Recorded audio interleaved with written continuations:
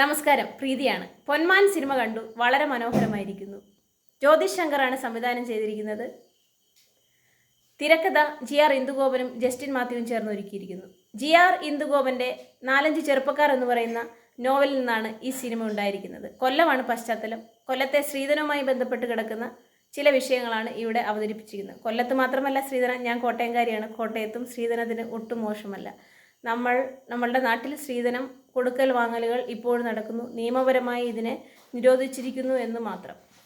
എന്തായാലും നമുക്ക് നോക്കാം പൊന്നും മനുഷ്യനും എങ്ങനെയാണ് ബന്ധപ്പെട്ട് കിടക്കുന്നതെന്ന്. ലിജോ മോളും ബേസിലുമാണ് പ്രധാന കഥാപാത്രങ്ങളെ അവതരിപ്പിച്ചിരിക്കുന്നത്. സ്റ്റെഫിയാണ് ലിജോ മോൾ, PP അജേഷാണ് ബേസിൽ. എന്തായാലും ലിജോ മോൾക്ക് അച്ഛനില്ല, അമ്മയും ജ്യേഷ്ഠനുമാണുള്ളത്. ജ്യേഷ്ഠൻ ബ്രൂണോ ഒരു രാഷ്ട്രീയ പ്രവർത്തകനാണ്. ഇന്നത്തെ രാഷ്ട്രീയ പ്രവർത്തനം അത്യാവശ്യം പണം സമ്പാദിക്കുക എന്നുള്ള അവസ്ഥയിലേക്ക് കാര്യങ്ങൾ മാറിയിരിക്കുന്നു. എല്ലാ രാഷ്ട്രീയ പാർട്ടികളും അങ്ങനെ അല്ലെങ്കിൽ പോലും.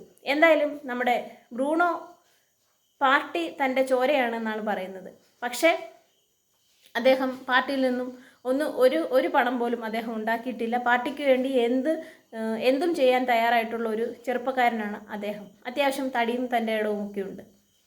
എന്തായാലും ലിജോ മോളുടെ വിവാഹം ഉറപ്പിക്കുന്നു. പറഞ്ഞ സ്ത്രീധനം അല്ലെങ്കിൽ സ്വർണം കൊടുക്കാൻ അമ്മയുടെ കയ്യിലോ ആങ്ങളുടെ കയ്യിലോ ഇല്ല.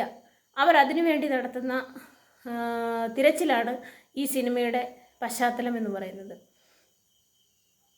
കൊല്ലത്ത് സ്ത്രീധനം കൂടുതലാണെന്നുള്ള ഒരു അഭിപ്രായം പൊതുവിലുണ്ട്, അത് വാസ്തവമാണ്. കൊല്ലത്തെ ഒരു പ്രത്യേകത എന്ന് പറഞ്ഞു കഴിഞ്ഞാൽ അതായത് കല്യാണത്തിൻ്റെ ദിവസം എത്രയാണോ രൂപ ഓരോരുത്തരും കൊടുക്കുന്നത് അതൊരു ബുക്കിൽ എഴുതി വെക്കും. അത് എഴുതാൻ വേണ്ടി തന്നെ ആളുകളെ പബ്ലിക്കായിട്ട് ഇരുത്തും എന്ന് പറഞ്ഞു കേട്ടിട്ടുണ്ട്. എന്തായാലും കൊല്ലത്ത് മാത്രമല്ല കേട്ടോ, ഇത് എല്ലായിടത്തും ഇതേ അവസ്ഥ ഉണ്ട്.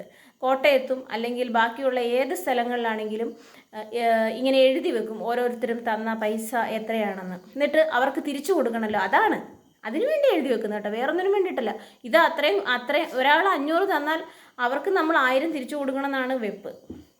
എന്തായാലും ലിജോ മോൾക്ക് വേണ്ടിയുള്ള സ്വർണം കണ്ടെത്തുന്ന തത്രപ്പാടിലാണ്. ഒരു ദിവസം അമ്മയും ലിജോ മോളും കൂടെ ചേർന്ന് ഒരു ബന്ധുവിൻ്റെ വീട്ടിൽ പോകുന്ന ഒരു സീനുണ്ട് കേട്ടോ. അത് പല സ്ത്രീകൾക്കും റിലേറ്റ് ചെയ്യാൻ പറ്റുമെന്നാണ് എനിക്ക് തോന്നുന്നത്. അതായത് അവരുടെ ഒരു കസിൻ്റെ വീട്ടിൽ ചെന്നിട്ട് അവിടുത്തെ സ്ത്രീയോട് ചോദിക്കുകയാണ്, നിൻ്റെ ആ മാല ഒന്ന് തരുമോ എന്ന് ചോദിക്കുകയാണ്.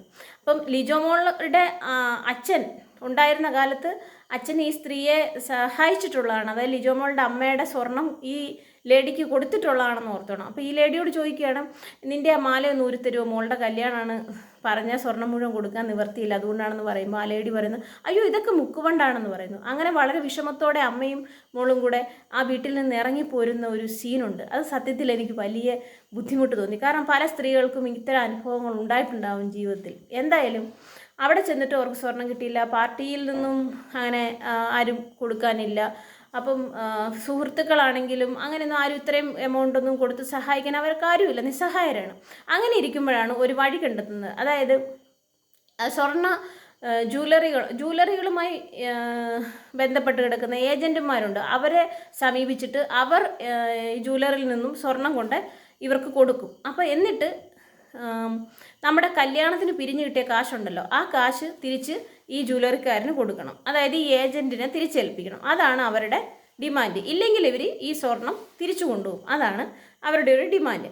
അങ്ങനെ നമ്മുടെ ബേസിലാണ് PP അജേഷാണ് ഈ ഏജൻ്റായിട്ട് വരുന്നത് സ്വർണം കൊടുക്കാനായിട്ട്. അങ്ങനെ സ്വർണം കൊടുക്കുകയും ലിജോ മോളുടെ കല്യാണം കഴിയുകയും ചെയ്യുന്നു. അപ്പം നമ്മുടെ ബ്രൂണോ എന്നാണ് നമ്മുടെ മെരിയാനോ എന്നാണ് സ്റ്റെഫിയുടെ ഹസ്ബൻഡിൻ്റെ പേര്. അപ്പം നമ്മൾ വിചാരിക്കും ഇത്രയും സ്ത്രീധനമൊക്കെ കൊടുത്ത് വിടുന്നുണ്ടല്ലോ, അത്യാവശ്യം പൈസയൊക്കെ ഉള്ള വീട്ടിലേക്കായിരിക്കും കല്യാണം കഴിക്കുന്നതെന്ന് നമ്മൾ ചിന്തിക്കും. പക്ഷേ അതായത് അവർക്കും ഇതേപോലെ തന്നെ ഗതികേടാണ്. അവനൊരു ജോലി എന്ന് പറഞ്ഞാൽ അവന് ചെമ്മീനെ വളർത്തുന്ന ഒരു സ്ഥലത്ത് കാവൽക്കാരനാണ് അവൻ. അതാണ് അവൻ്റെ ജോലി. അത്യാവശ്യം തടിയും തൻ്റെ ഇടമുണ്ട്.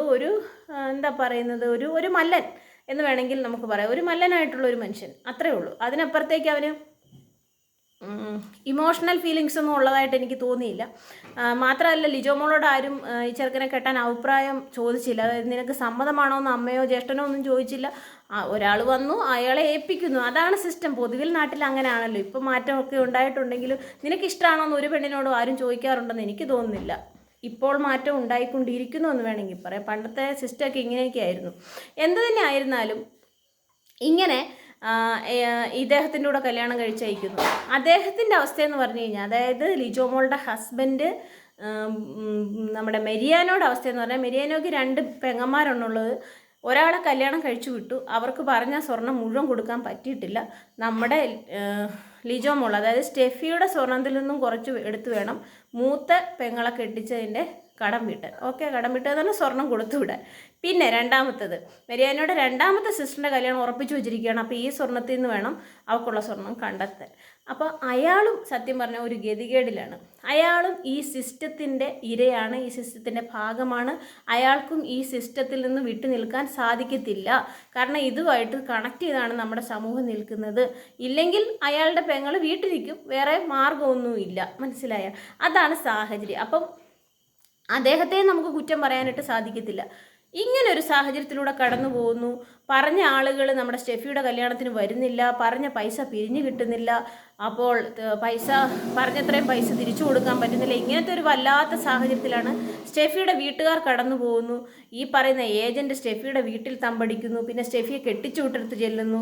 ഇങ്ങനെ അവിടെ ഉണ്ടാകുന്ന സംഘർഷങ്ങളാണ്, അതായത് ഈ സ്വർണവുമായി ബന്ധപ്പെട്ടുണ്ടാകുന്ന സംഘർഷമാണ് ഈ സിനിമയിലുടനീളം കാണിക്കുന്നത്. ഇതിൽ മനുഷ്യൻ, അതായത് നമ്മുടെ ഇതിൻ്റെ ഇടയ്ക്ക് നമ്മുടെ ബ്രൂണോയെ, അതായത് ബ്രദർ ഉണ്ടല്ലോ നമ്മുടെ സ്റ്റെഫിയുടെ, ബ്രൂണോയെ പാർട്ടിയിൽ നിന്ന് പുറത്താക്കുന്നുണ്ട്. അപ്പോൾ ബ്രൂണോ കെട്ടിത്തൂങ്ങാൻ ഒരുങ്ങുന്നൊരു സീനും കാണിക്കുന്നു. കാരണം അവൻ അത്രയും, നമ്മൾ വിചാരിക്കും അവൻ്റെ അമ്മയ്ക്കും വല്ല അപകടം സംഭവിച്ചിട്ടാണ് ഇവൻ ഇത് ചെയ്യുന്നത് നമ്മൾ ചിന്തിക്കും. അവനെ പാർട്ടിയിൽ നിന്ന് പുറത്താക്കിയത് അവന് താങ്ങാൻ പറ്റുന്നില്ല. കാരണം അവനൊരു സാധാരണ പ്രവർത്തകനാണ്. പാർട്ടി ഇങ്ങനെ ചോരയാന്നൊക്കെ പറഞ്ഞ് കൊണ്ടു നടക്കുന്ന ഇന്നത്തെ കാലത്ത് എനിക്ക് തോന്നുന്നില്ല അതിലൊന്നും വലിയ കാര്യമുണ്ടെന്ന് തോന്നുന്നില്ല. അങ്ങനത്തെ ഒരു പയ്യൻ.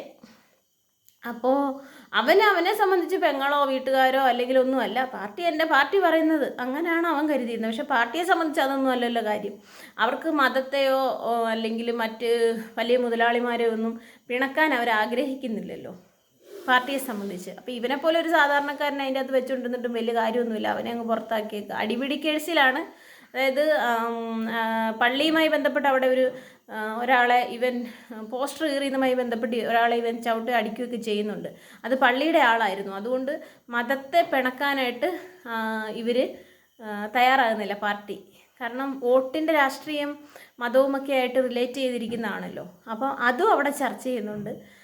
സ്വർണവും സമൂഹവും ഇത്രയധികം ബന്ധപ്പെട്ട് കിടക്കുന്നുവെന്നും നമ്മുടെ നാട്ടിൽ ഉണ്ടാകുന്ന പ്രശ്നങ്ങളുടെ ഒരു പ്രധാനപ്പെട്ട ഒരു കാരണം ഈ ഒരു സാമ്പത്തികത്തിൻ്റെ പ്രശ്നമാണെന്നും ഒക്കെ ഈ സിനിമയിൽ വളരെ മനോഹരമായിട്ട് വളരെ ചെറിയ സമയം കൊണ്ട് വരച്ചു കാട്ടാനായിട്ട് സാധിച്ചിട്ടുണ്ട്. അതുപോലെ തന്നെ ഏറ്റവും അവസാനത്തെ സീൻ എന്ന് പറഞ്ഞു കഴിഞ്ഞാൽ നമ്മുടെ ലിജോ മോളും, അതായത് സ്റ്റെഫിയും നമ്മുടെ PP അജേഷും കൂടെ ഒരുമിച്ച് വള്ളത്തിൽ യാത്ര ചെയ്ത് പോകുമ്പോഴത്തേനും നമ്മുടെ ലിജോ മോള് കയ്യിലുണ്ടായിരുന്ന ഗോൾഡൊക്കെ ഊരി കൈ പിടിക്കുക. അപ്പം ഒരു സ്വർണവും അവർ ഇട്ടിട്ടില്ല. അന്നേരം നമ്മുടെ